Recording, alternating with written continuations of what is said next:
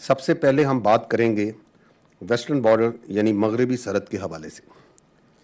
पाकिस्तान ने दहशतगर्दी के ख़िलाफ़ एक तवील जंग लड़ी है और अब भी दहशतगर्दों के ख़िलाफ़ नबर्द आज़मा है। इस दहशतगर्दी की जंग में हमारे जवान, कानून नाफिज करने वाले इदारों के अहलकार और बड़ी तादाद में शहरी शहीद हुए हैं।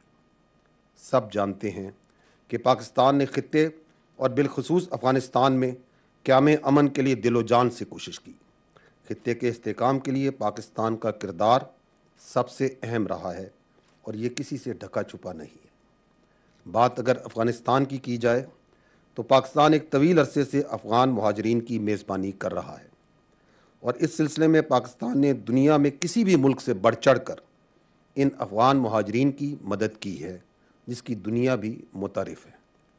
लेकिन बावजूद पाकिस्तान की तमाम तर कोशिशों के और बारहा रियासती सतह पर अफ़गान अबूरी हुकूमत को निशानदेही करने के, अफ़गानिस्तान की सरजमीन इस्तेमाल करके TTP के दहशतगर्द मुसलसल पाकिस्तान में दहशतगर्दी की कार्रवाइयाँ करते हैं।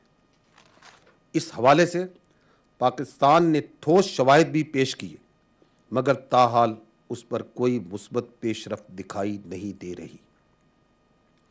हालिया दहशतगर्द के वाक़यात के ताने बाने और शवाहिद अफ़गानिस्तान में मौजूद दहशतगर्दों की पनाहगाहों तक जाते हैं।